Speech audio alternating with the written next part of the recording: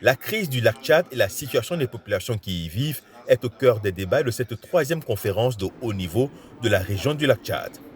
Démarrée en 2014, cette crise enregistre de nos jours plus de 5 millions de personnes toujours déplacées.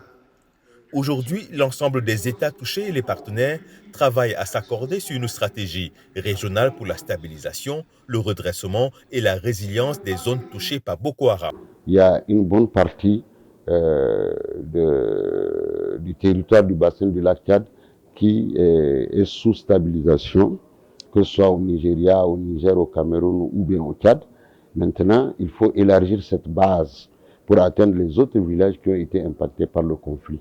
Et nous pensons que si nous créons les conditions de résilience à travers les actions humanitaires ponctuelles et la stabilisation immédiate et les projets de développement au niveau local, nous allons vaincre cette situation d'insécurité. Parce que l'insécurité que nous avons découle de la pauvreté de nos communautés, l'extrême pauvreté de nos communautés. Et le combat actuel est de lutter contre la pauvreté. À l'issue de cette conférence, il est attendu beaucoup plus d'engagement des États et des partenaires pour gagner la guerre contre Boko Haram.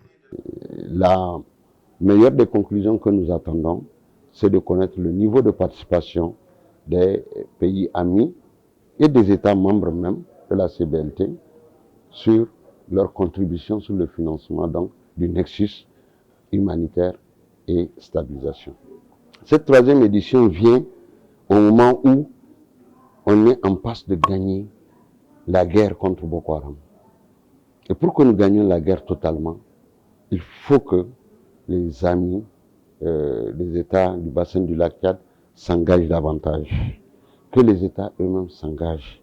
Parce que plus que toute autre personne, chacun est mieux placé de pouvoir s'engager.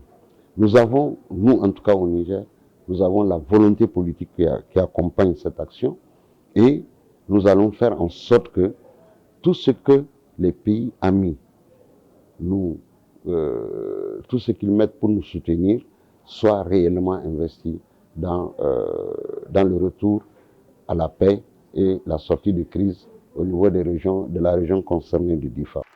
Environ 17 millions de personnes sont affectées par la crise dans une partie du Cameroun, du Tchad, du Niger et du Nigeria. Et près de 2435 décès ont été enregistrés entre septembre 2019 et septembre 2020.